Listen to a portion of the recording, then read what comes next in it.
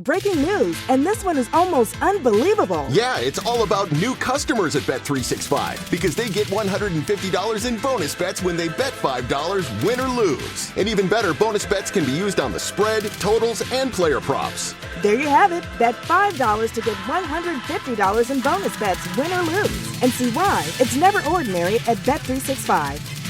21 plus only. Must be physically located in Ohio. Gambling problem? Call 1-800-GAMBLER. T&Cs apply. Available in app only. This episode is brought to you by Progressive Insurance. Do you ever think about switching insurance companies to see if you could save some cash? Progressive makes it easy. Just drop in some details about yourself and see if you're eligible to save money when you bundle your home and auto policies. The process only takes minutes, and it could mean hundreds more in your pocket. Visit Progressive.com after this episode to see if you could save. Progressive Casualty Insurance Company and Affiliates. Potential savings will vary. Not available in all states.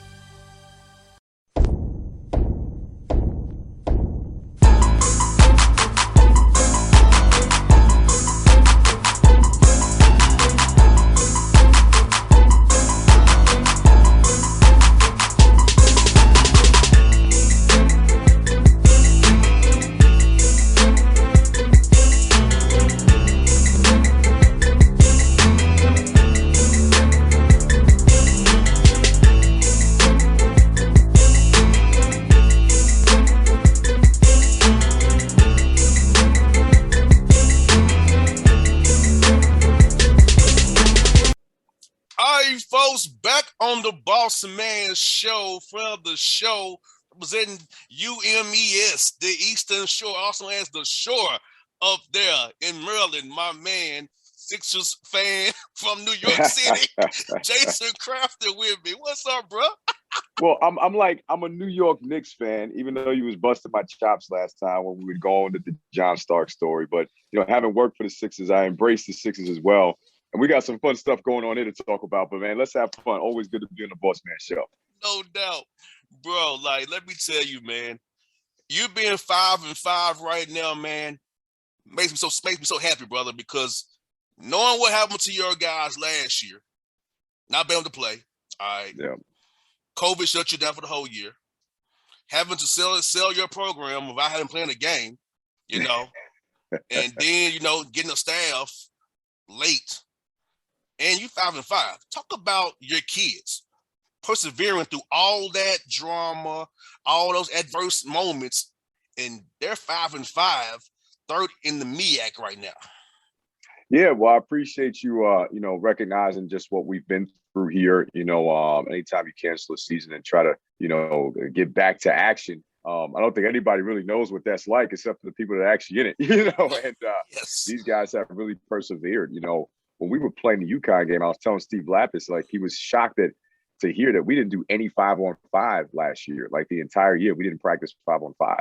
Then the summertime was when we actually started doing some 5-on-5 stuff. So shout out to our guys for just, sticking with the process and, sticking with me, sticking with the institution as we kind of work through a lot of things. Like you said, we didn't get our staff in place with hiring freezes and COVID transitions and all types of stuff till right before the actual games play started. So, the bond between myself and my players is so dynamic. It's so unique. We cried together last year, not playing. We bonded at a higher level than ever.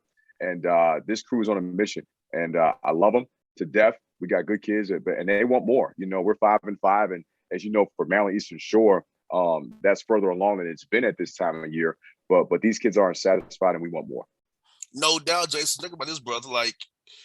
You are pretty much starting from scratch again in year 3. I mean, let's be real about it. It's your third year, but you're starting from scratch.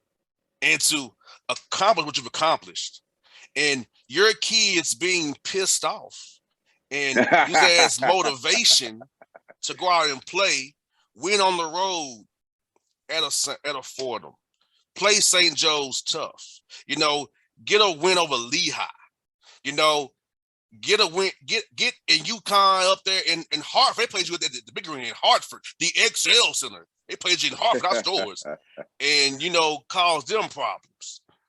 Your kids are playing inspired, man. Tell me about that, man. How have your kids used last year as fuel for this year? Yeah, I think it's funny you said pissed off. I think any player that has something taken from them would have a little bit of edge, a little extra frustration. It just comes from that. I think they were excited to get back to playing, and that some of that grit and edge you see is part of what we do in terms of our mentality of being tenacious and the one-way culture we try to create.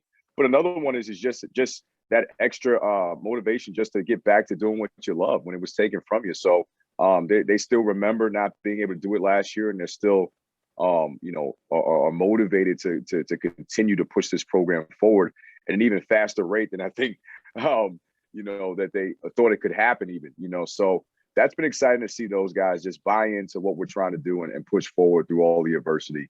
And that's how we're on the road scrapping like that, and they're executing game plans, and we still can get better. And I think that's why we want more. No doubt. And I saw some rankings, brother. He was ranked dead freaking last out of all 358.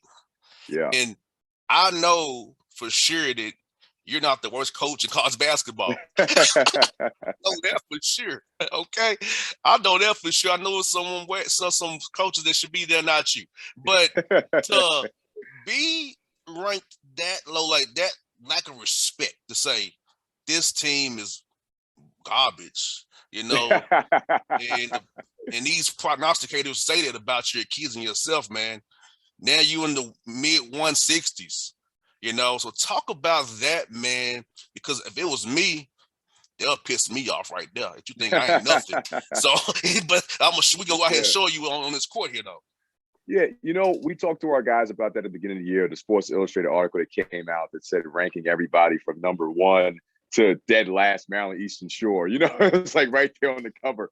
And, we don't use that type of stuff as motivation. That's just facts. We didn't play last year. So where would you rank us? It'd be hard to evaluate where to put us. Now, there's other teams that didn't play last year as well, but I think when you look at the history of Maryland Eastern Shore basketball, the easiest thing to do is just to put us last, right? So, we got a below 30% winning percentage. So 7 out of 10 times or more, the country is used to seeing us lose. So we're trying to change that mindset in terms of the culture that we're trying to bring here, in terms of the style of play and the type of player and the brand of basketball we put on the floor. So it really wasn't motivation for us. But I think that we kind of use that as just, these are the facts. I mean, when we were at UConn, they called me James Crafton. They got our players' names wrong. We were at Lehigh. They called us Maryland Eastern Store. Like we were a store, not the shore. What I mean? So like, what do we call it? Lack of respect or whatever. We just say these are the facts. We don't need these dynamics as motivation. If you want to call me James Crafton, that's okay. When we come and you throw the ball up, we're going to still go at you. I don't need that to motivate me if you call us the wrong name or whatever the case may be. But I think when you look at those rankings and you see us in that top 150, 160 area via RPI, what's intriguing about is the other teams that are surrounding it. The Atlantic 10 teams, the ACC teams. There was a time where we were neck and neck with Maryland, College Park, and I think that's a testament to some of the close games that we played against some high-level opponents throughout the course of the preseason, and some of the wins we've gotten, and also being undefeated at home. So all testament to our guys locking in, playing hard, and buying into what we're trying to do. James Crafton's like an author of a book or something. James Crafton. That's what they call me, man. It's like James Crafton. I was like, hey, you know what? What we gonna do, man? Let's head coach of the Eastern Store, James Crafton. Yep. It reminds me, bro. I went to speak at this event here in Atlanta. They called me CB the Boss Man. Who the hell is CB the Boss Man? Glad to have you here, CB. I said, bro, I wouldn't even walk up to the stage, bro. I just sat there.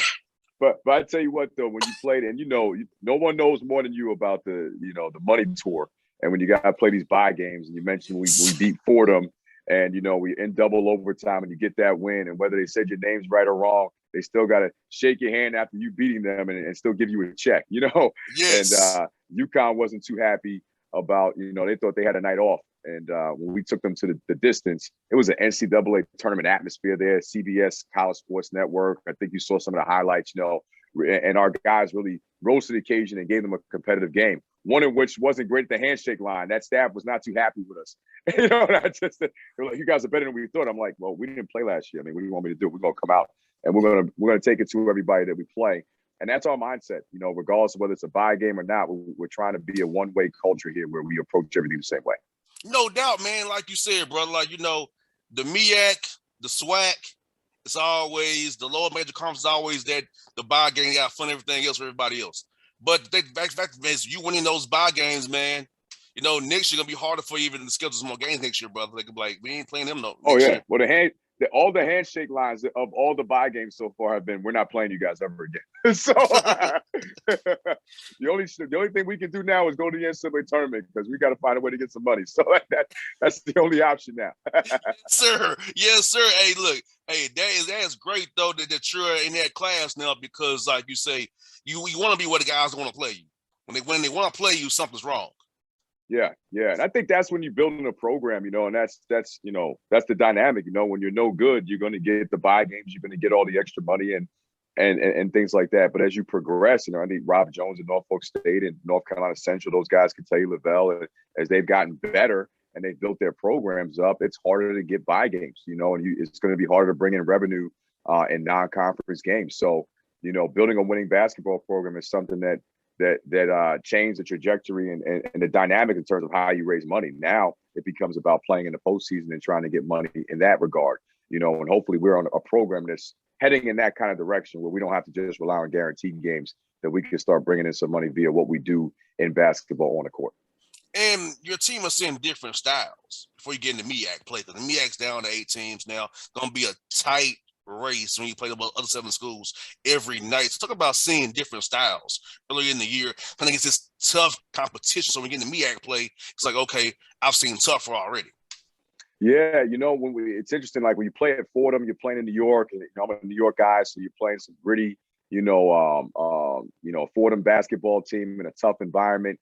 They like to spread the floor, take you one-on-one. They had a really good big man that was all over the glass. So right in that game, you're trying to stop high-level talent from making one-on-one plays. When you're playing at UConn, now they're running a lot of action, and they've got great size, and you're trying to keep those guys off the glass. And we're mixing things up with how we do in the UConn game and the St. Joe's game by playing 5 guards and trying to take their bigs out the game, and making them adjust to us. And that was one of the strategic things we did to give ourselves a chance to win that game.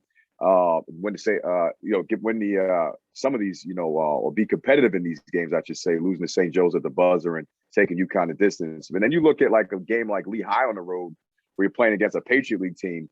And anytime you play a Patriot League or an Ivy League team, you're going to be running against a lot of sets, a lot of continuity, a lot of, backdoor cutting and cerebral things. So the dynamic and the different styles of play that we've seen gives us a great chance to, be ready for the MEAC, which is going to be super tough this year. I think everybody's better.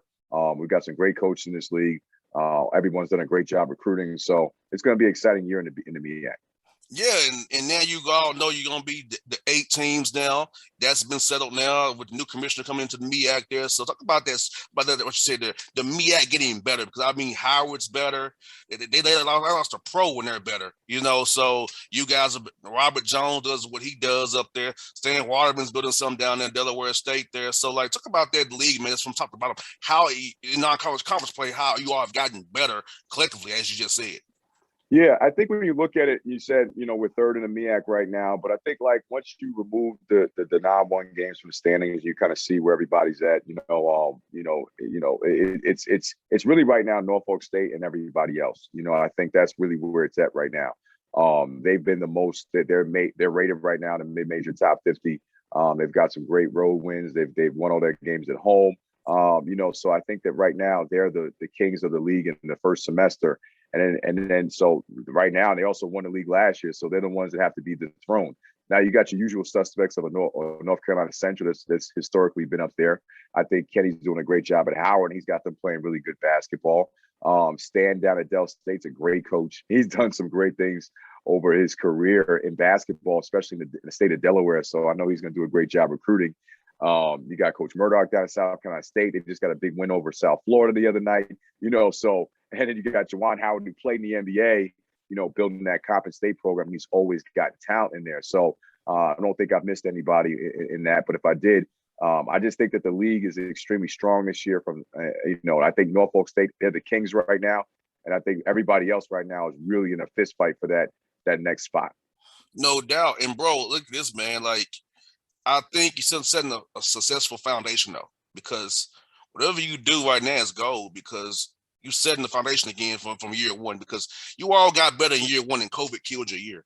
But I'm seeing that foundation being set again that you set in your first year. So whatever you do this year is setting that standard for years to come with the development, the recruits you have, having a staff in there, so guys can see what the show is all about. Yeah, and I think, as you're building that foundation, one of the things that I told my staff and our players is, why can't we go win it right now? As I'm sitting there telling you it's Norfolk and everybody else, what I'm saying is Norfolk has kind of established themselves as the kings, and I think a lot of people get caught up in winning the championship. We get caught up in trying to put ourselves in position to contend, like everybody gets talked about. And that's where you focus on the process, what you're doing every single day. But I think this team is really fired up and driven to trying to put themselves in position to compete to win that championship, and I think, when you look at that, so like when we play Norfolk State and that MEAC conference opener, that's going to be an intense game, and that's going to be one that you're going to want to follow. Our guys will be ready to go, and we're going to try to go out there and take down those guys. No different than we played UConn, like no different than, when we were going up against Fordham. We're going to go in and try to, take down the kings of the league. That's the mentality. We understand what it takes to get there, and we understand who's there right now. We know we're not there right now, so just trying to be very aware of where we are so we understand what we got to do to get to where we want to be.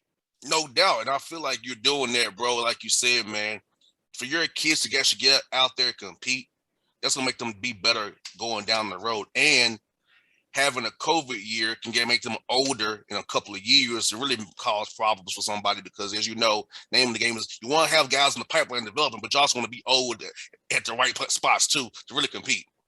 Those good North Carolina Central teams, they used to always have those old rosters, man. They used to have those guys, grown men, 23, 24 years old, So I think, in this league especially, the older your roster, very transfer-driven league, so whether you're getting the transfers or you're retaining your guys or you're doing a red shirt thing or whatever the case may be, you got to find a way to have grown men on your team. And usually the team that's got the best grown men wins, So we got some good older guys that are only young just because of the experience, right? Like we have an older roster, but they're young from an experience standpoint just because, we got 10 guys playing this year that this is their first time playing Mount Eastern Shore basketball. So there's only 2 guys on the roster that would be my first year, and then we didn't play last year. So we're still learning on the fly, having fun with it, and doing the best we can. No doubt, man. I saw your hype videos in the locker room, man. Like, I saw you getting hype, man. I saw you, man. I said, y'all getting it in down there. See, that's some, hey, throwing the way. Y'all, look, y'all both had it going on, man. They had it popping for real. Hey, I can tell you guys are together. I mean, when coaching, you all can get together and have a good time after the win, that means you and the coach are down. Because I've been on teams where the coach and I, we just like, okay, we won, screw you. But we won, screw you. You know what I'm saying? But they're really down with you, though. I can say they're really down for you. Yeah, well, we had a lot of fun after the Fordham win because we're in the huddle at some point. We were like, one of the things I was like, we're not just here for a check, we're here for the win too, So, and they kind of rallied behind that rhetoric. And when we won the game, they were kind of yelling out, "You got to pay us still," So like, I think it was a real cool moment. Not just one of the biggest moments in Mount Eastern Shore basketball history. That was one of the biggest wins probably in program history. Our program hadn't won on the road in a long time in non-conference, like 5 or 6 years. I found that out after the fact, and just for us to win a game of that magnitude in Atlantic 10, after not playing last year, I think we just wanted to have some fun in the locker room together. We're going to enjoy every win. That one meant a lot to us just for what we've been through, and to do it on that type of stage. We had some fun with it, man. So yeah, we broke the moves out a little bit, had some fun. Our manager ran in there. He got the show popping a little bit. He was having fun out there. I don't know where the speaker even came from, but hey, we just got it popping in there and had some fun. Hear that, man. Wait, look, you're coming down my way to play at Charlotte and Ron Sanchez's team here in Upland Expo on the 20th here. Tell me about that. You guys got finals here coming up as well. Getting that game in down here, man. Come down here near the ATL area and maybe some guys see you and maybe want to come up there on the shore and get it in with you up there. Come on and check us out, man. I don't know what the COVID protocol is in North Carolina for fans, but I know it was like lockdown city in New York. But hopefully we can get some people to come check us out. We go to North Carolina. But yeah, our guys are in finals right now. We got an off day today. Started finals yesterday. So everybody knows that you got to kind of back off a little bit and then kind of pick things back up later in the week as they kind of wrap up with finals. And then, long bus trip down to Charlotte on Saturday, practice on Sunday, play on Monday, then a quick turnaround. We got to play at GW on Wednesday to close out this first semester of games here. So, 2 good teams coming up and 2 money games or buy games or guarantee games, you would say. And we're going to try to see if we go out and sneak some more checks and get some more wins. I think both of them are winnable games, personally. Well, right now, you talk about 25 buy games have been going the other way or more. So, I think when you look at it like that right now, the dynamic of this buy game thing, I think, is going to dynamically change. I don't think you're going to see teams paying this money that much because, basketball is getting better, at the lower levels. Coaches are getting better. Recruiting is getting better. Administrations are getting better. People are starting to do things at a higher level. And it's not going to be easy anymore to just give, Maryland Eastern Shore $70,000. Think it's just going to be a night off, So, it's just not going to happen. And so teams have got to start rethinking what they do in that regard. With that being said, yeah, we're going out next week to try to pick up 2 wins. No doubt, man. No doubt. And, bro, I got to ask you about the Knicks first because Hawks, too. We're 13 and 12, respectively, in Eastern Conference. The Knicks and the Hawks. So, what are your thoughts? I have my thoughts on the Hawks. What are your thoughts on the Knicks? Tell me about that. And they benched Kemba Walker, of all things. You know what? I haven't been following it as much, as we've been in our season. I just saw the Stephen A. Smith comments, saying, what are we doing? Get it together.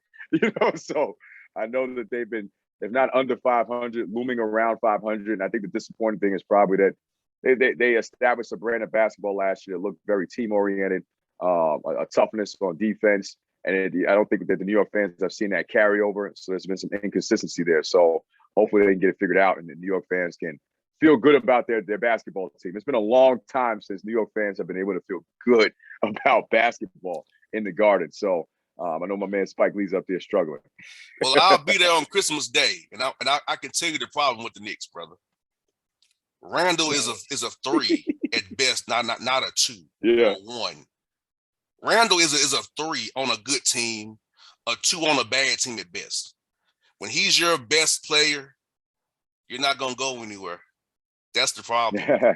And his knees are dead because of who he plays for. The man don't believe in rest or load management. So if I'm Kemba Walker, I'm out of rotation, I'm thankful. I save my knees. You playing Derrick Rose almost 40 minutes and you kill this man's career? Look, man. Derrick Rose. I'm pulling up the roster right now. Stockholm Syndrome, Jason. Why are you playing with a man that got you hurt in 2012? I wouldn't play with that man ever again in my life. Yeah. I'm looking at the minutes right now. Yeah, they got some guys playing some high minutes, man. Yeah, 35 minutes a night for Randall. Wow. 35 minutes a night. But you got Kemba's only playing. He's only played 18 games. So he's Kemba's out of injured rotation right now. Yeah. Kemba got benched. RJ Barrett playing. He don't defend. Oh man, New York Knicks, man. Oh, what are we doing, Knicks? Come on, man. Let's go. We get it figured out, man. Man, look. But it's Randall low stole that money, Jason. He took that 4-year deal. He stole that 117.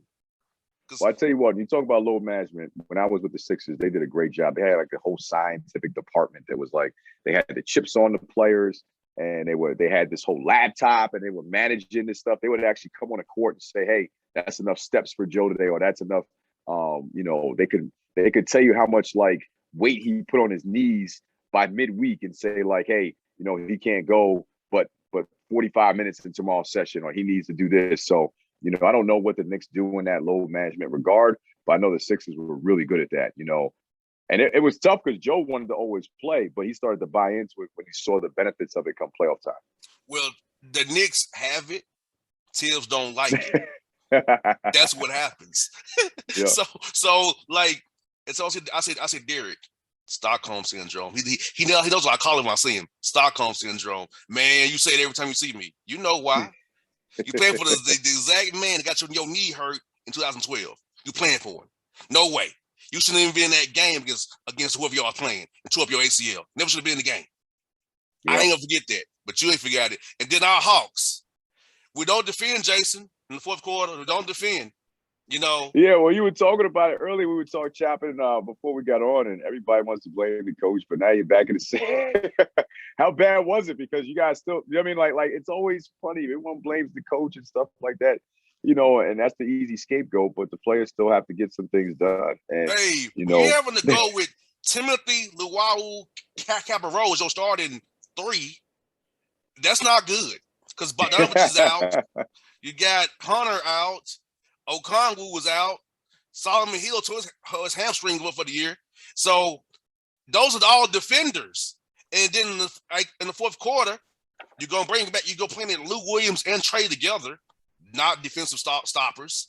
Yep. DeLon Wright, not a stopper. Hurd, not a stopper. So if it's Capella is our only line of defense. Collins tries, but he's not the best. And then you're going to double Trey. You're going to throw your big people at Trae Young now. This is the game plan now. Double him, blitz him, or throw somebody big on him.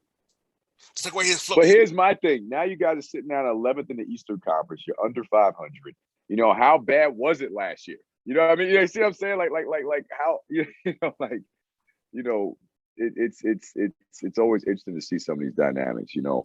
Well, Lloyd Pierce was fired because the star player didn't like him. Yeah. That's plain and simple why that happened. You know, but what can Nate Millen do? He's not going to play Sharif Cooper or Johnson. He doesn't believe in playing rookies like that. So he's going to play Gorgie Jane, Gallinari off the bench with Lou Williams and DeLon Wright. He's not going beyond that. Yeah. Well, here's the interesting thing, and actually you're reminding me about the scenario. So that's right. They get rid of Lloyd before the playoffs, and then they go on that big playoff on March 1st, yes. Yeah. So, and now what you're getting to see right now is a legit sample size. See, now Nate gets a chance to have a full season. So now, when you rally the troops together like that in the springtime and then go on a playoff run, that's a lot different than, a whole season. So what that whole organization has to do is they got to look at that body of work from last year, look at the body of work, whatever they do this year. Then they got to also look at that roster and see, like, are we built to be able to do what we want to do? So the body of work is always key. Those short stints are sometimes easy to do, but the entire year, that's a challenge. There's so many ups and downs. They got time before the trade deadline to make some moves too. Well, Cam Reddish is probably looking to be gone. Even though I told you that in the summertime. I knew that was going to happen in the summertime. I mean, these dudes getting paid all this money to say stuff I've known for months. That's funny. Shams and Woj making millions to say what I knew months ago. Yeah. Obvious stuff. Yeah, so I just think, like, look, man, our star player does not defend. He's try to hide him on the worst offensive player who doesn't leave it the worst. But if you put him in action, he can't hide. Like the Nets on Friday night, the Nets saved this. They went with Durant on Trae Young. Yeah. Couldn't get by him. Can't shoot over him. So you're forcing the ball out of his hand that way. So it's either going to be a blitz, hard hedge, or just put somebody bigger on him in the fourth quarter. And Nate says he's going to start trying to call more plays in the fourth quarter. That ain't going to change anything either. Because when in the fourth quarter, teams and in NBA, as you know this, Jason, teams save certain concepts for the fourth quarter. Oh, yeah. And yep. And the Hawks' first 3 quarters playing against what I call the random stuff. But the good stuff is in the fourth quarter when it really matters. They're going to go there. And can you adjust to it? Because they get people might be in foul trouble, the rotations, So, yeah. So, Trae Young, great offensive player. Defensively is a liability. But you're not going to bench him. He needs offense in the fourth quarter. Oh, yeah. So, it's like you have to live with the results of defense. We're all talking about defense in Atlanta, but we don't have defenders on our roster. Yeah, and that's why I think they got to look at the body of work and then look at the roster and see if the roster built to do what they want to do. But at the end of the day, I mean, Lloyd Pierce is, can coach the game.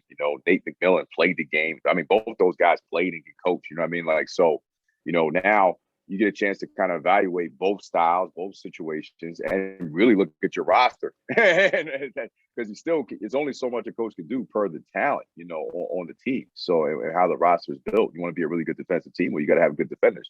You want to be a great shooting team, well, you got to have great shooters.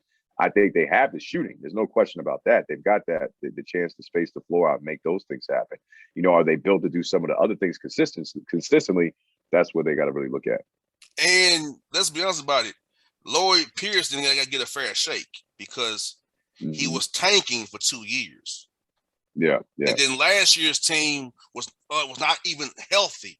Nate got the full roster eventually at the end of the year to make that run. Yeah. That's why I think it's always easy to just fire the coach. That's the easy scapegoat all the time. Not to mention all the COVID drama that you're going through, right? Like in the bubble year and all that type of stuff, and teams that played, didn't play, and all the dynamics that I don't think did the Hawks play in the bubble? No, they did not. Yeah, so that's a hit right there. Like in terms of just building your chemistry and everything, and getting a new coach, some type of consistency and they get on a trajectory for success. So these things take time, man. But the only thing, the longest time is in New York right now. That's the longest time this kid taking. It's in New York. That's the longest time. But it's a long season, man. And we've all seen this stuff turn around. 13 and 14 right now. You got some things that can happen before the trade deadline that can dynamically change the roster. And you can go and flip that thing and go, in the next 30 games, you can go, 22-8, so, and now you don't even remember those first 30. So a lot of time left still in the NBA season to recover.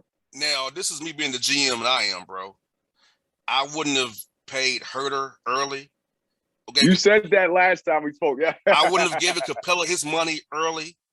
I would have let it play out. So I can have the maximum to be flexible with the cap. Then he locked in the Herter for 4 years over $60 million of Herter. Capella got an extension. JC's was going to happen. And now Reddish is pretty much on. You can't pay him. You've chosen Hunter over Cam Reddish. I would have let it all play out, didn't decide who to pay and who to trade away. That's why they gotta bring you in, man. Bring you in and let you crunch some numbers and all that type of stuff. You always got the roster breakdown ready to go. You got more insight on it than me. I'm in my college game right now, but it's always fun to hear you break some of this stuff down. You gotta just put it on paper and you gotta submit it at the end of the game and tell them, just get me in the room. I want the boss man in the room to make some boss man moves. Yes, because I can look at that cap and tell you, because look, I got started as a cap guy. Yeah. So I got my start on radio as a roster and cast. That's what I do. Roster, cap, that's my wheelhouse. So yeah, the Atlanta Hawks, Mr. Wrestler, Steve Koonin, bring me in the room. I can help you with some of these deals, man. Yeah. I got you. Bro, like I said, man, it's always fun to chat with you, my brother. I'm happy for your success, brother. I really am. And I want you to keep winning and keep going, brother. Keep going strong. I appreciate you, brother. We're going to keep building this thing, man. We're going to keep building this thing. Like I said, I appreciate your support over the years. And what we took over, what we inherited, what it's going to take to get this thing right. Is it a Herculean effort, that's never been done before. So we're excited to be the program that we feel like, and this team and this roster and this staff that's going to, change the culture here and put this program, in a different place and just keep pushing it forward. The wins are great, but we want to just keep working every single day to push the program forward. That's our goal. Folks, this is Jason, not James. James. Jason Crafton here on the Bossman Show. Eastern Shore Hawks head coach. Check those guys out, man. Out of the MEAC. Appreciate you, boss, man. One way, Hawk Pride. Peace, buddy.